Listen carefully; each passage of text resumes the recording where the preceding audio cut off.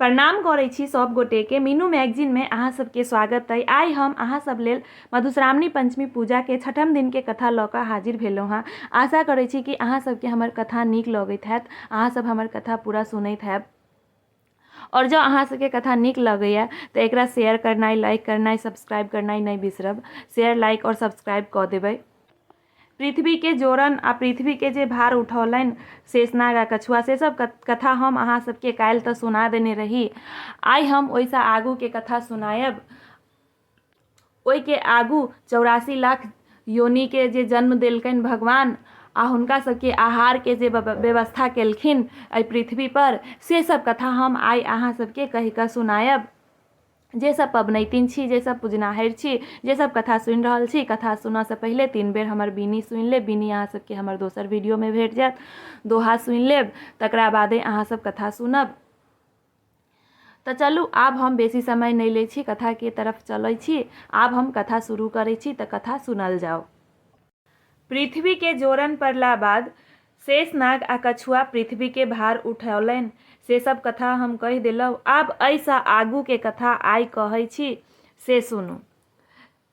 पृथ्वी के जन्म भेला बाद जखन पृथ्वी के स्थापना भऽ गेल, तखन फेर ब्रह्मा विष्णु महेश तीनू बैसला, विचार कयला जे आब पृथ्वी के जन्म तऽ भऽ गेल, लेकिन पृथ्वी अखन पूरा सुन्न लगैया।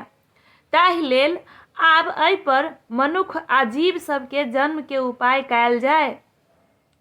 तऽ कहलखिन जे मनुख आ जीव सब के जन्म केना हैत, एहि लेल विश्वकर्मा के बजाउ। तहन विश्वकर्मा के बजायल गेलनि। विश्वकर्मा एलखिन, हुनका कहल गेलनि जे पृथ्वी के स्थापना भऽ गेल, आब एहि पर जीव जंतु प्राणी सबके सृजवान करू। तहन 84 लाख योनि के जन्म भेल आ सब के जोड़ा लगा कऽ जन्म कयल गेल। नर, मादा, स्त्री, पुरुष, जे ओ सब आब जोड़ा मिल कऽ सब अपन अपन वंश आगू बढ़ेता। जते जीव जंतु, जते प्राणी अइ, सब मिल कऽ 84 लाख योनि अइ, ताई में मनुष्य के जे योनि अइ से सबसँ श्रेष्ठ मानल जाइया। ताई लेल कहल जाइ छै जे पूर्व जन्म में नीक केने रहैया, धर्म केने रहैया, तिनके मनुष्य योनि में जन्म होइया। आब 84 लाख योनि के तऽ देवता सब गढ़ि देलखिन। आब हिनका सबके आहार सेहो चाही। आब देवता सब सोचलथि जे आब तऽ हिनका सबके आहार के व्यवस्था सेहो करऽ पड़त। तहन फेर देवता सब कहलखिन जे आब अन्न पानि के बजाउ, अन्न पानि के बजा कऽ लाउ, आब हुनका सबके बजाउ। तहन चाउर, गहूम, मकई, मरुआ, राहरि, मूंग, मौसरी, बादाम, जते रंग के अन्न होइया, जते अन्न अइ, सबके बजायल गेलनि।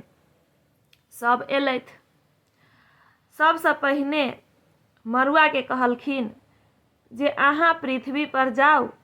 ओ कहलखिन जे जहाँ गहूम अते सुंदर छथिन, ओतऽ हमरा कारी झोरी के पूछत, कारी झोरी लोक के नहीं पूछत, से हमरा अनादर हैत, हम नहीं जायब। देवता सब कहलखिन जे नहीं नहीं, अहाँ के अनादर नहीं हैत, अहाँ तऽ आर छोट दाना रहब, अहाँ के तऽ लोक जखने मोन हेतै तुरते निकालत, फटकत, उला पिसा कऽ तुरते रोटी पका कऽ खा लेत। सावन भादो मास रहतै, खेती पथारी के समय रहतै, तहन जन बन रहतै आ बाढ़ियो पानि रहतै, ताहू में लोक सब अहाँ के छानि कऽ लेत, पैर सँ मीरत आ उला के पिसा के तुरते रोटी पका लेत, जनो बन के देत आ अपनो खा लेत। तकरा बाद अहाँ के लोक कोठी में राखि देत, तऽ 6 मास बाद निकालत, तऽ फेर अहाँ 2 सेर 4 सेर निकैले जायब। फेर लोक रौद लगा कऽ अहाँ के पिसा पका कऽ रोटी खेबे करत। अहीं के लोक बेसी चाहत, से ताई लेल अहाँ जाउ पृथ्वी पर। ओकर बाद मसरी कहलखिन जे हम नहीं जायब, जे हमरा लोग अशुद्ध मानत। त देवता सब कहलखिन जे नहीं नहीं, अहाँ त आर तुरते सिद्ध भ जेबै, त अहाँ के दालि बनाबऽ में त कनिके समय लगतै, ताहि लेल लोग अहीं के बेसी चाहत, अहाँ के त एके आह में सिद्ध क देत लोग, त अहाँ के लोग बेसी चाहत जे अहाँ तुरते सिद्ध भ जाइ छी, अहाँ तुरते बनि जेबै, मौसरी के दालि तुरते बनि जाइए, ताहि ला लोग अहूँ के चाहत। तहन मौसरी तैयार भेल। तहन फेर बादाम के कहलखिन, त बादाम के बजेलनि जे हमरा त लोग पूछबे करता, हमरा त सब चाहत। भगवान बादाम के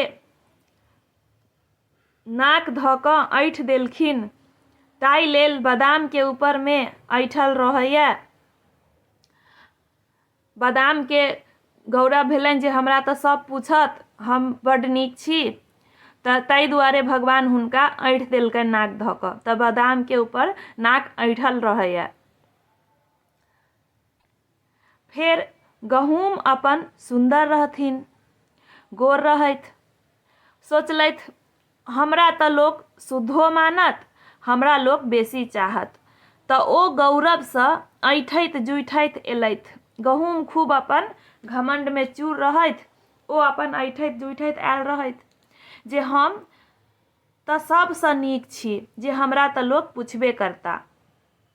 हुनका अते नहि गौरव भ गेलनि जे ओ गौरवे सँ फाटि गेलथि, तें गहूम बीच में फाटल रहैया।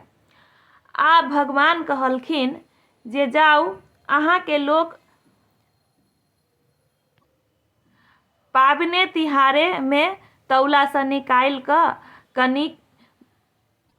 कनिके क आ बनाएत। अहाँ के लोग पाबने तिहार में बेसी निकालत खाएत, अनदिना बेसी अहाँ के नहीं निकालत पकाएत। अहिना क सब अनाज के बजायल गेलनि, सब एलथि। त ई सब त भेल मनुख लेल, मनुख के खाए पीबऽ लेल, मनुख के आहार। तहन फेर आब जते जानवर सब रहैया, जानवर सब के की आहार हैत, ई सब की खाएत।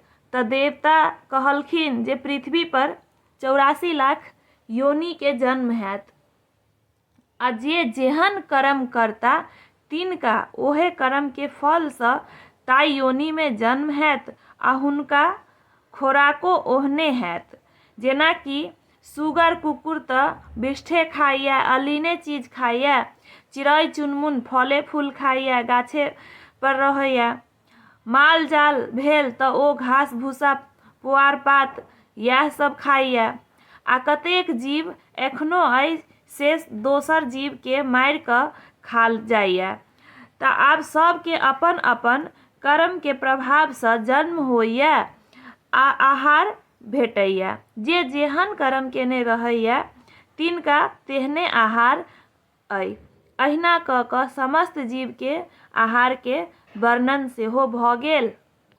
त आइ के कथा में 84 लाख योनि के जे जन्म भेल आ हुनकर सबके आहार के जे व्यवस्था भेल, से सब हम आइ के कथा में से सब वर्णन केलहुँ।